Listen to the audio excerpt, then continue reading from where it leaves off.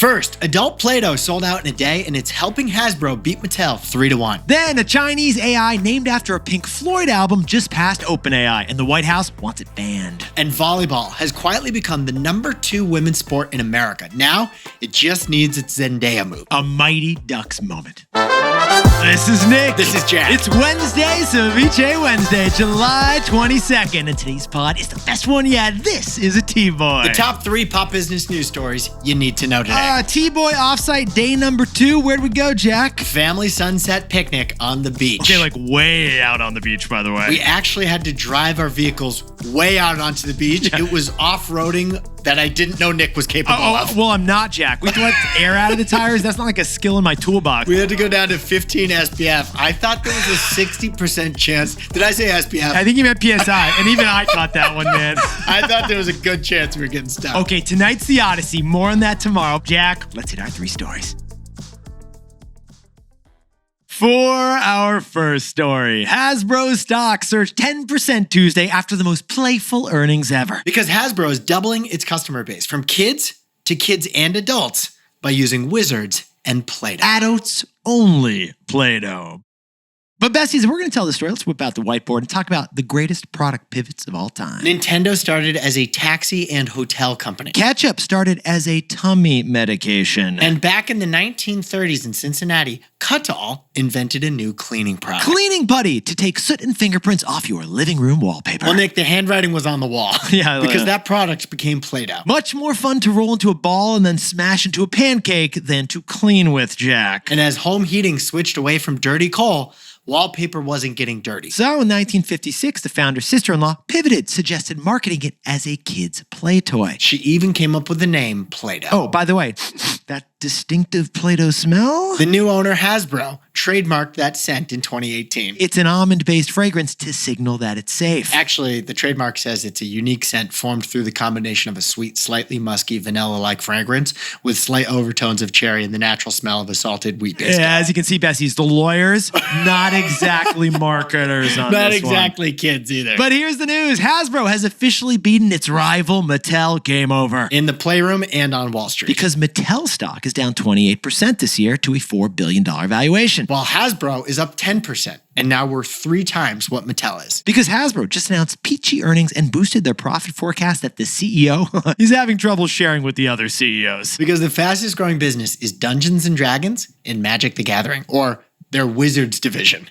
And the customer of that division is mostly adults. But besties, here's what Jack and I find fascinating about Hasbro's numbers. Hasbro just relaunched Play-Doh as a grown-up brand. Behold Blooms by Play-Doh, a $25 kit to craft Play-Doh flowers. Why spend $50 on fresh zinnias that are going to die in 4 days? Fake flowers? Yeah, maybe they feel a bit tacky, but real flower art? Made by you? Put that on the mantle, Jack. So, Blooms by Play-Doh, it turns Millennial Millie into an artist who can show off her artwork. And get this, it launched last week on TikTok Shop, sold out in 24 hours. And Hasbro CEO humble bragged about that win in the earnings yesterday. Yeah, he said Play-Doh Bloom is their next profit puppy. But get this, Hasbro launched the same concept 6 years ago and it failed. Yeah, Jack, back then it was Play-Doh flowers. But this time, they're relaunching without the Play-Doh branding. That's right, this time it's called Blooms with Play-Doh in the fine print. If it's like traditional Play-Doh, it will fail. That's what the CEO said yesterday. So Hasbro sold out in one day because this kid-old bet is not a nostalgic play. They sold out because Blooms by Play-Doh,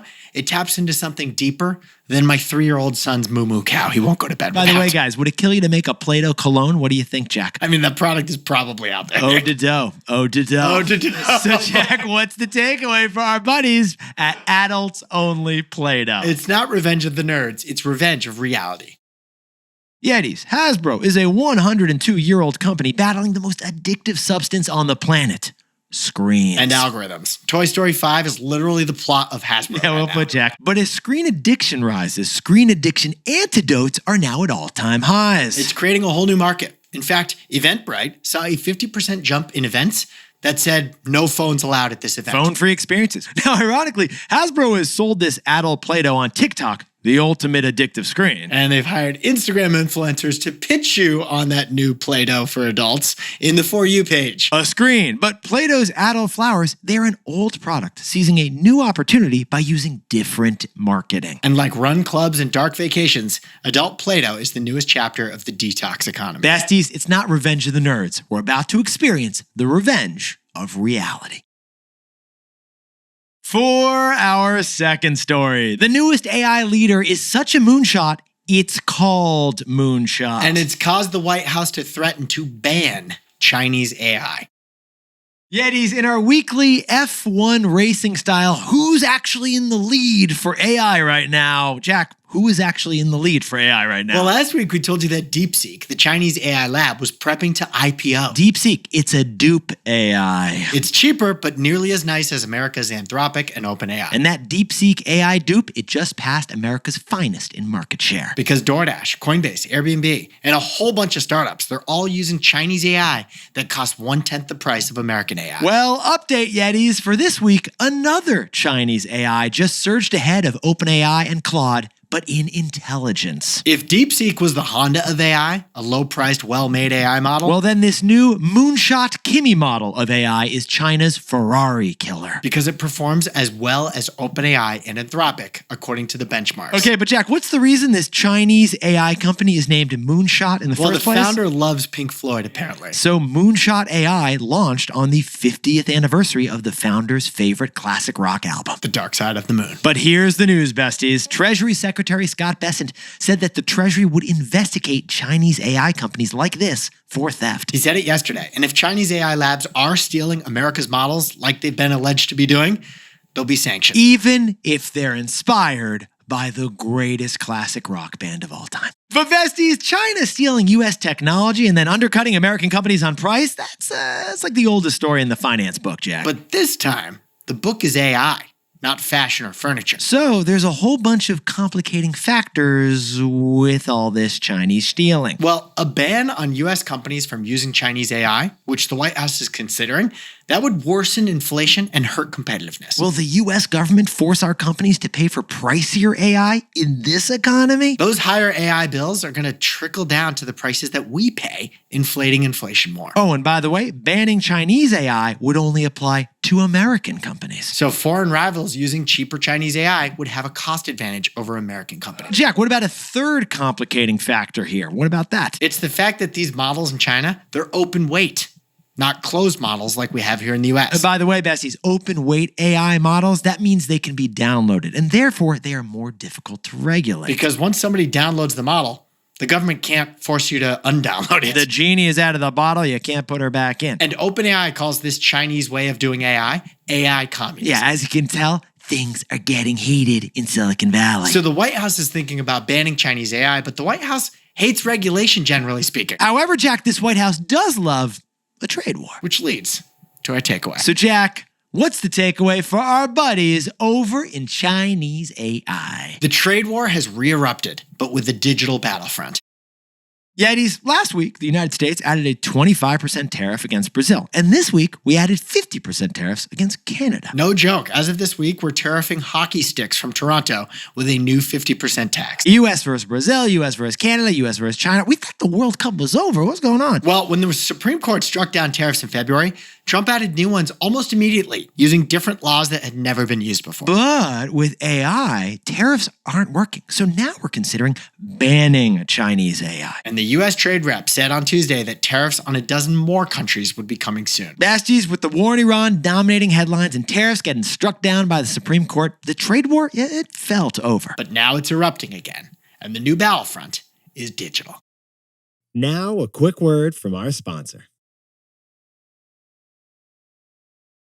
For our third and final story, the number 2 women's sport in America has quietly become volleyball. But you wouldn't notice because Hollywood hasn't propagandized us yet. But first, Yetis, we're going to start with the hero stat here. This is good, Jack. Wild stat This is amazing. from 50 miles from where I grew up. T-Boy trivia. Basketball and volleyball were invented 9 miles apart. That's right. Springfield, Massachusetts, Holyoke, Massachusetts. 9 miles. two sports. Interstate 91, baby. Both also invented by phys ed teachers. Give these guys an A for effort. They also look almost identical. But here's what we find fascinating. Basketball is a global billion-dollar sport, while volleyball, in America at least, It's just that one funny scene from Meet the Parents in the pool. What the heck is wrong with you, fucker? But besties, if you think volleyball is niche, then that is false and you need to call it timeout. Volleyball is the #2 women's sport in the country right now. Jack, can you set us up with some numbers, please? 493,000 high school girls are playing registered volleyball. That's second only to track and field right now. 493,000 high school girls is up 14% from 10 years ago, and it's nearly 10 times bigger than the number of male volleyball players. Which happens to be the reason number one why volleyball has gotten so popular. It's one of the only sports where female athletes get more attention than the males. The other reason, interestingly, it's a non-contact sport. The only person you're bumping into on the volleyball court is your teammate, and only by accident. Although you are making contact with that ball intensely. In fact, that YMCA gym teacher from Massachusetts who invented the game in 1895, he designed it to be non-contact. As he described it, it would be an indoor sport for those who wish a game not so rough as basketball. But require equal the amount of athleticism. That's an exact quote from the creator. So volleyball, it's now the #2 women's sport in America. So society is starting to bump, set, and notice that this is happening. Have we exhausted your volleyball vocabulary yet? I haven't used Spike yet, but I'm saving that for a special point in this show, Jack. In 2023, Nebraska's women volleyball team sold out the football stadium with 92,000 attendees. In 2025, ESPN's college volleyball coverage grew viewership by 36%. And earlier this year, the national championship game got 1.4 million viewers. Oh, look, Rangers fan here, and I'll say it. That is more than twice as much as your average NHL regular season game. But the industry of pro sports has not noticed. Yeah, even though your average volleyball player is like 6'12", Jack. And the reason volleyball is being overlooked by pop culture and industry, it's best put in cultural terms, not financial ones. Right, as the CEO of USA Volleyball says, we haven't had our Zendaya moment. He's referencing the 2024 tennis film Challengers, which was starred by Zendaya. Which caused a boost in interest in tennis at the time. Just like how the Mighty Ducks sparked hockey participation in the US 32 years ago. Jack, I laced up my first skates after watching the Ducks fly together. And Drive to Survive ignited fandom of Formula One in the US 7 years ago. You know, Red Bull is a racing team now because you binged F1 documentaries on Netflix. But it's not just sports that depend on Hollywood to help popularize them. So Jack, can you please spike the takeaway for us for our buddies playing volleyball? The best public awareness campaigns, they're scripted, not broadcast. Yeah, there's a wild story here that we think relates to the future of volleyball having its cultural breakout moment. Let's go back to the 1980s, when drunk driving in America was at an all-time high. So Mothers Against Drunk Driving pushed a new solution, the designated driver. You see, a Harvard study came up with the idea of the designated driver, and they could have launched a bunch of PSA ad campaigns to try to tell you about it. Here's what a designated driver is. You should always have one when you go out at, the bar. But instead, they went to Hollywood, and they struck a deal with the movie studios to start including the term designated driver in movies so that viewers can subtly see it in action. Instead of lecturing this new idea, embed it within the plots that people will understand and absorb. And that strategy of introducing the new term designated driver in movies, it worked. Drunk driving rates plummeted in the 90s. And the way that volleyball wants its breakthrough Hollywood moment, it reminds us of that. You see, besties, sometimes new concepts need help from culture to really break through. And it's best to script that breakthrough, not broadcast it. Jack, could you whip up the takeaways for us for Ceviche Wednesday? Hasbro stock is close to all-time highs thanks to adults. So they're launching Blooms by Play-Doh DIY bouquet. It's not Revenge of the Nerds. This is Revenge of Reality. For our second story, the U.S. is considering banning Chinese AI like Moonshot if it was stolen from U.S. AI labs. And the trade war has re-erupted, but now with the digital battlefront. And our third and final story was volleyball. It's quietly taken over high school women's sports. #2 only to track and field. But it needs its Mighty Ducks moment, just like the designated driver term from the 1980s.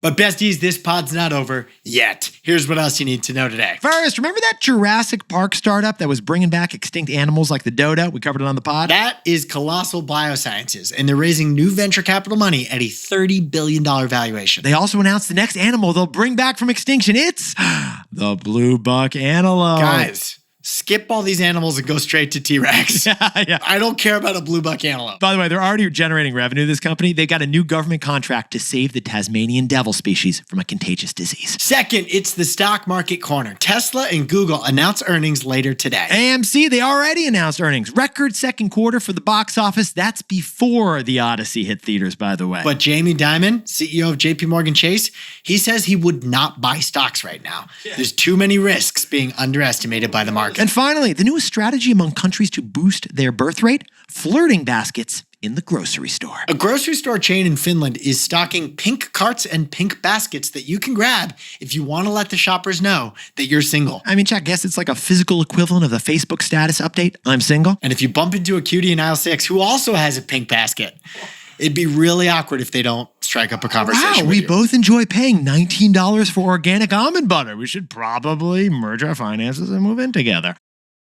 Now, time for the best fact. Yeah, this one whipped up by Jack and I because we came across it in some interesting research we were doing on yesterday's show. We did a story on the oldest shirt company in the world, Charvet. Yeah, they go back to 1838. They just got acquired by Chanel. Guess what? Charvet goes back to before the tuxedo was invented. So we dove in T-Boy style. The tuxedo formal wear for men is less than 188 years old. Guess where the tuxedo was invented?